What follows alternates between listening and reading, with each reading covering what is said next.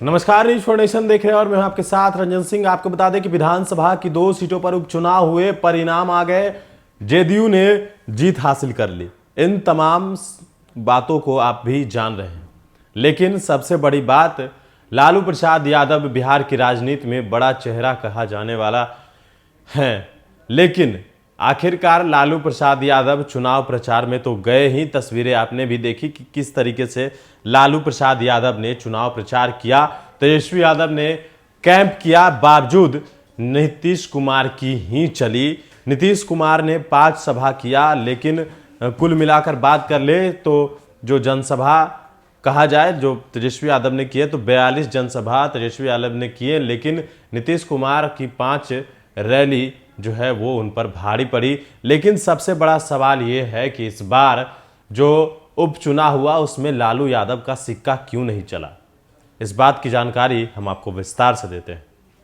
बिहार में असेंबली की 2 सीटों के लिए हुए उपचुनाव के परिणाम चौंकाते नहीं हैं, इसीलिए कि दोनों सीटें पहले से ही जेडीयू की थी और इस बार भी उसके उम्मीदवार विजयी हुए। अलबत्ता इस उपचुनाव में कई ऐसे संकेत दिए हैं जिन पर सत्ता दल और विपक्ष को मंथन करने की आवश्यकता होगी। पहला बड़ा संकेत यह है कि आरजेडी अकेले बिहार में सबसे ताकतवर होती दिख रही है। 2020 के विधानसभा चुनाव में आरजेडी 75 सीटों पर कामयाबी के साथ अकेले सबसे बड़ी पार्टी बनकर उभरी थी और आज भी उसका तेवर बरकरार है। दूसरा संकेत यह है कि आरजेडी में लालू यादव का अब प्रशंसक दूसरी संकेत यह है कि आरजेडी में लालू यादव का अब अप्रासंगिक हो गए हैं। पिछले विधानसभा चुनाव में उनकी मौजूदगी के बावजूद तेजस्वी ने अपना करिश्मा दिखाया था और इस बार भी दोनों सीटों के परिणामों से साफ है कि लालू यादव के जादू का असर अब नहीं रहा। दरअसल लालू यादव जिस दौर के करिश्माई चेहरे रहे हैं वह दौर अब खत्म हो रहा है। नई पीढ़ी उनके लटके झटके सुनने की अभ्यस्त नहीं है, उससे युवा चेहरा आकर्षित करता है। नई पीढ़ी बदलाव चाहती है और बदलाव के लायक तेजस्वी को समझ रही है, इसीलिए दूसरी बड़ी पार्टी बनकर वह उन सीटों पर भी दिख रही है जहां सत्ताधारी दल का पहले से कब्जा था। तारापुर में जितने कम अंतर से जेडीयू ने जीत दर्ज की वह उसके लिए खतरे की घंटी है। अगर कांग्रेस ने वोट काटे नहीं होते तो आरजेडी तारापुर की सीट तो पक्का निकाल लेती।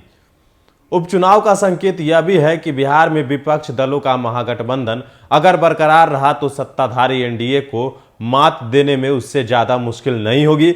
यानी कांग्रेस को खारिज करना आरजेडी की सेहत के लिए ठीक नहीं। चिराग पासवान और कांग्रेस ने लगभग 6-6 हजार वोट का नुकसान किया। चिराग पासवान तो अभी किसी खेमे में नहीं है और आने वाले समय में भी वह अपना अलग वजूद रखना चाहते हैं, तो उनकी भूमिका महज वोट कटवा दल के नेता की रह गई है। उन्हें अपने पिता की तरह मौसम विज्ञान बनना होगा या नफा नुकसान की परवाह किए बगैर किसी एक खेमे के साथ दबंगता के साथ रहना पड़ेगा। अगर बिहार एनडीए से उनका भटकाव नहीं हुआ तो जेडीयू की ताकत इस चुनाव में बड़ी हुई रहती। उसी तरह महागठबंधन से कांग्रेस अलग नहीं हुई होती तो एक सीट पर महागठबंधन उम्मीदवार की जीत तो पक्की थी। बिहार की राजनीति में लालू प्रसाद यादव की प्रासंगिकता की अगर बात करें तो किसी जमाने में उनके लटके झटके का नुस्खा जरूर कारागार था। लगभग 4 साल बाद बिहार आकर उन्होंने वही प्रयोग दोहराया, लेकिन वह बिल्कुल बेअसर रहा। कांग्रेस प्रभारी भगचोरन कहना, नीतीश कुमार के विसर्जन की बात कहना उनके किसी काम नहीं आया। अपने अंदाज में उन्होंने कोई बदलाव नहीं किया। यानी यह बात साफ है कि राजनीति में भी इनोवेशन आवश्यक है। समय समय पर चुनाव जीतने के तरीके बदलने होंगे। बिहार एनडीए की बात करें तो इसमें सबसे बड़ी खराबी पहले के मुकाबले यह आई कि इसके 2 बड़े दल भाजपा और जेडीयू आसान तरीके से सरकार नहीं चला रहे हैं। नीतीश कुमार अपने चुपचाप काम के अंदाज में इससे जाहिर भले ना करते हों, लेकिन दोनों दलों के नेता मौके बेमौके एक दूसरे की टांग खिंचाई से बाज नहीं आते। पहले जो रुआब नीतीश कुमार का था वह इकबाल नहीं दिखता। सहयोगी दल के रूप में कुछ महीनों तक छोड़ दे तो भाजपा 16 साल से उनके साथ है। ऐसे पहली बार हुआ है जब भाजपा के विधायक, पार्षद या पार्टी पदाधिकारी उनकी सरकार पर सवाल उठा रहे हैं। इसका असर तो जन मानस पर पड़ता ही है। इसलिए बिहार एनडीए को काफी सतर्क रहना होगा और भीतरघाती अंदाज से बयानबाजी बंद करनी होगी।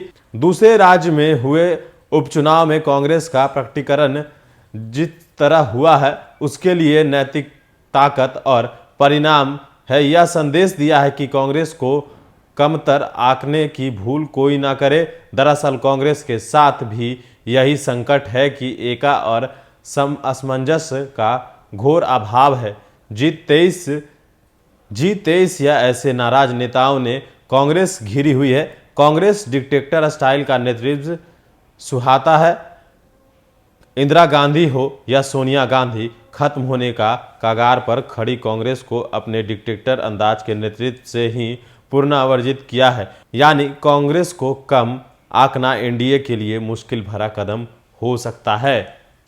तो लालू प्रसाद यादव पिछले अंदाज में ही आए। आज से 4 साल पहले जिस तरह से उन्होंने प्रचार प्रसार किया, लटका हुआ झटका हुआ सुनाया था, उसी प्रकार इस बार भी उन्होंने इस्तेमाल किया। लेकिन वो जो कहा जाए कि वो चला नहीं, क्योंकि ऐसा मान के चला जाए कि राजनीति में भी इनोवेशन जरूरी है, क्योंकि बदलाव जरूरी है। जिस तरह से 2020 विधानसभा चुनाव हुआ तो तेजस्वी यादव सबसे बड़ी पार्टी बनकर उभरे, तो यानी कि कहा जाए कि इनोवेशन हुआ, बदलाव हुआ। कहा जाए कि एक युवा ने जब कमान संभाली तो लोगों ने उस पर भरोसा जताया। लेकिन लालू प्रसाद यादव जब चुनाव प्रचार में आए तो कहीं ना कहीं उनका वो अंदाज जो 4 साल पहले था वही वापस लौटा। लेकिन जनता को यह जचा नहीं, क्योंकि तेजस्वी यादव जिस तरीके से चुनाव प्रचार करते हैं और लालू यादव अपने अंदाज में उन्होंने उसी प्रकार से चुनाव किया। लेकिन अब इनोवेशन राजनीति में भी बेहद ज़रूरी है। इस तरह से जो परिणाम आए हैं इसके अनुसार तो यही कहा जा सकता है। बड़े न्यूज़ नेशन के साथ नमस्कार।